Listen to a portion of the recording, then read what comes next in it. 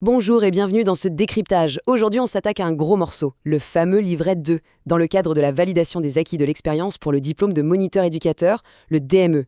L'idée ici, c'est vraiment de comprendre comment transformer une expérience brute, celle du terrain, en compétence académique officielle. C'est un exercice qui demande pas mal de rigueur, mais au final, c'est une démarche incroyablement valorisante. Alors, on y va ? Pour y voir plus clair, on va suivre une feuille de route en 6 étapes. On va passer en revue le cadre du livret, la préparation des activités, les motivations, le gros morceau qui est l'analyse de l'expérience, les preuves à fournir et enfin l'entretien avec le jury. Allez, première étape, le cadre du livret 2. Avant même d'écrire la moindre ligne, il faut absolument comprendre comment est structuré le diplôme visé. Et là, il y a un chiffre magique à retenir, 3. Le DME repose sur 3 blocs de compétences incontournables. Le premier sur l'accompagnement socio-éducatif, le deuxième sur le projet éducatif spécialisé et le troisième sur le travail d'équipe. En gros, toute l'expérience qu'on va raconter devra obligatoirement cocher les cases d'au moins un ou de la totalité de ces 3 piliers. Car oui, le livret 2, ce n'est pas juste de la paperasse administrative ou un formulaire lambda à remplir à la va-vite, c'est une vraie cartographie d'un parcours professionnel. C'est prendre ces gestes du quotidien, ce qu'on fait presque par automatisme sur le terrain, et faire le lien direct avec les exigences d'un diplôme d'État. C'est là que la magie opère. Deuxième section, le choix et la préparation des activités. C'est vraiment la phase cruciale qui se joue avant même de prendre la plume. La règle d'or ici, c'est de garder le référentiel professionnel sous le coude en permanence. Pourquoi ? Eh bien parce qu'il ne s'agit surtout pas de faire le récit de toute une vie professionnelle. Il faut faire un vrai tri. On sélectionne uniquement les activités les plus marquantes, celles qui ont un lien direct et évident avec le diplôme.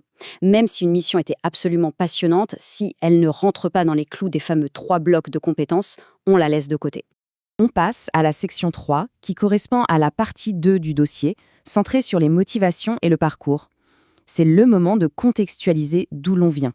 Et pour ça, le dossier ne laisse pas de place au hasard. Il impose des grilles très précises comme les tableaux B1, B2 et C. L'idée, c'est d'avoir une chronologie hyper limpide de toutes les expériences, qu'elles soient salariées ou bénévoles. D'un seul coup d'œil, le jury doit comprendre la période, le poste, l'employeur et surtout le public accompagné. Bref, la clarté avant tout.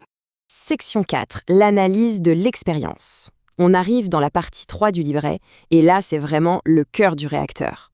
C'est ici qu'on va appliquer une méthodologie très stricte pour valoriser ses acquis. Et si on ne devait retenir qu'une seule règle pour cette partie, c'est celle-ci, l'utilisation impérative du jeu. Fini le style impersonnel. Dire jeu, ça change absolument tout. On passe d'une fiche de poste assez froide à une vraie démonstration d'implication personnelle. Le jury se fiche un peu de savoir ce que faisait l'équipe ou la structure en général. Ce qu'il veut savoir, c'est ce que la personne qui rédige a accompli concrètement et personnellement. Du coup, pour décortiquer une situation de travail, les recommandations officielles sont super claires. Il faut structurer son récit autour de ces 6 étapes clés. On commence par les objectifs poursuivis, les ressources et méthodes utilisées, les tâches réalisées, les contraintes du terrain, puis on finit par les résultats et les problèmes rencontrés. C'est une vraie trame narrative qui prouve aux examinateurs qu'on a une vraie capacité d'analyse et de recul sur sa propre pratique. Regardons ce contraste, il est flagrant. D'un côté, on a une description molle qui se contente de lister des tâches collectives. De l'autre, une description forte qui s'approprie l'action en analysant le pourquoi et le comment. Et ce n'est pas tout. Une fois la situation décrite, l'analyse globale doit impérativement creuser 6 grands thèmes. Les principes éthiques, les sources d'information, la dynamique collective, le degré d'autonomie, les critères d'auto-évaluation et bien sûr les savoirs mobilisés. C'est vraiment du solide. Autre petite astuce, très stratégique tirée des sources. Quand on présente son cadre d'intervention, mieux vaut éviter l'interminable liste à puces des tâches quotidiennes. L'idéal, c'est de regrouper ces activités par thème et d'estimer, même à la louche, sous forme de pourcentage, le temps consacré à chacune. Ça aide vraiment le jury à se projeter et à mesurer le poids réel de chaque mission dans le quotidien du candidat.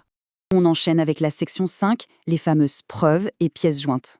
Parce que raconter son expérience, c'est bien, mais la consolider avec des éléments matériels, c'est encore mieux pour ancrer le dossier dans la réalité. Attention par contre, on ne fait pas n'importe quoi avec les annexes. Les règles sont strictes. On oublie l'idée de fournir un annuaire de 500 pages. La consigne, c'est de se limiter à 1 ou 2 documents par situation, comme un compte-rendu ou un projet éducatif. La qualité et la pertinence écrasent la quantité. Et point essentiel, ces documents doivent vraiment témoigner de notre propre activité et être référencés minutieusement dans le tableau de synthèse pour justifier tel ou tel bloc de compétences. Et on arrive enfin à la section 6, l'entretien avec le jury. Après des mois à plancher sur la rédaction, c'est l'aboutissement de tout le processus VAE, l'ultime étape de la soutenance orale. Pour ce face-à-face, le format est très codifié. 30 minutes d'entretien en tout. Ça commence par une présentation de 5 à 10 minutes, puis ça enchaîne sur un échange avec 2 examinateurs désignés par le rectorat. Souvent, on retrouve un formateur et un professionnel du secteur social. Il faut vraiment voir ça comme un échange constructif entre pairs. Parce que l'objectif du jury, ce n'est pas de tendre des pièges.